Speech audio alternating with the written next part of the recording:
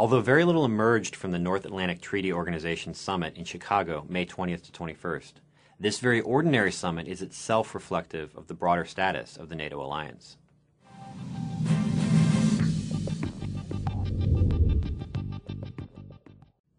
NATO is not the alliance it once was.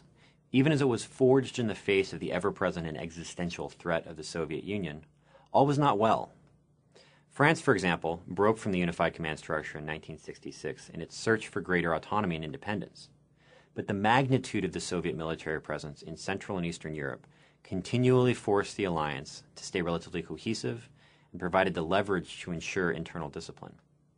NATO faces no such threat today, and the much expanded alliance now includes very divergent interests.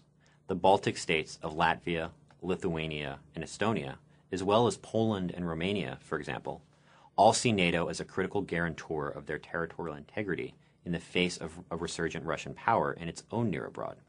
They are ever mindful of the 2008 Russian invasion of Georgia and the continued occupation of the breakaway enclaves of Abkhazia and South Ossetia. But then there are countries like Germany, which sees NATO primarily as a potential cost-saving framework through defense cooperation, but which see in Russia a potential partner and to whom ideas of Russian aggression seem largely anachronistic. Between these two poles exist countries like France, happy to sell Russia large Mistral-class amphibious warfare and helicopter carriers, but who also see NATO as a means to a greater collective influence and military capability abroad. So at the summit, debates are often not solely about the official talking points. They are reflective of deeper tensions within the alliance and fundamental disagreement over not just the future direction of the alliance, but its underlying purpose, disagreements for which there is not a ready answer. The air campaign in Libya last year was not a NATO operation. Paris and Berlin very openly broke with one another on the issue. But it was the NATO framework and the participation of the United States that made the Libyan air campaign possible. So while NATO is no longer the unified alliance it once was, its standards for commonality and interoperability, its coordination and multinational training all make for a powerful portfolio from which alliances can be formed and drawn. NATO is still a tool for other countries to help contain the United States and a tool for the United States to legitimize action abroad. And with the ongoing crisis in Europe, deep cuts to defense spending have already been made, with more on the horizon. A military alliance is only as powerful and capable as what its constituent members invest in it.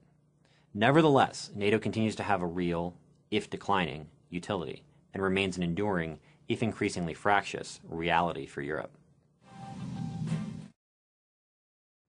A Chinese-Philippine standoff near a disputed atoll in the South China Sea entered its second day, April 11th. 8 Chinese fishing vessels were confronted the day prior by a Philippine warship, sparking a diplomatic row. While both the Philippine Foreign Secretary and China's ambassador to Manila met and expressed their commitment to a diplomatic solution, more ships are en route to the scene and the standoff continues.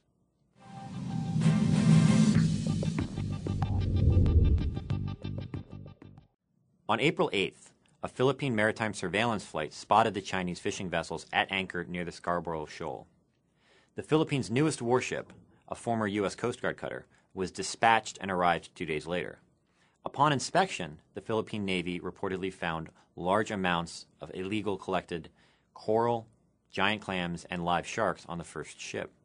The search was interrupted by the arrival of 2 Chinese maritime surveillance ships that positioned themselves between the Chinese fishing boats and the Philippine warship. But China has maintained that the boats were simply taking shelter from a storm. Fishing disputes are common in East Asia in general, and the South China Sea in particular. Sovereignty over much of the sea is disputed, and in this case the Scarborough Shoal is claimed by not only the Philippines and China, but also Taiwan. In many cases, these are simply issues of illegal fishing.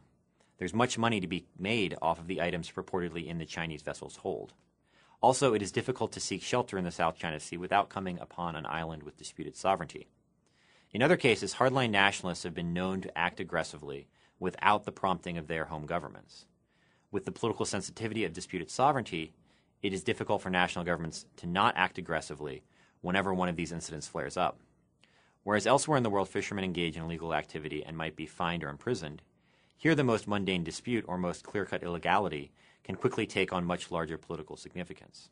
Moreover, this inherent degree of ambiguity and deniability has often been deliberately exploited at the behest of national governments or elements within those governments for political gain. But this is not just fishing rights. Issues of national sovereignty, rights to energy and mineral resources, and even strategic depth are often at stake. Here in the Scarborough case, it was the Philippine Navy that spotted and confronted Chinese fishing vessels. But even though Scarborough is also much closer to Philippine territory, Manila has more of a limited military capability to defend its claims through force. Therefore, it has long had the incentive to draw in American support to counter Chinese power in the region. Manila has been seeking a multilateral solution to the South China Sea question. China has remained adamant about bilateral solutions to such issues. Dealing with each interested party separately maximizes Chinese power in the equation. So long as Beijing can block meaningful multilateral discussion, other parties like the Philippines will often have an incentive to escalate in a way that increases the seriousness and urgency of the issue regionally and globally in order to draw in outside assistance and involvement.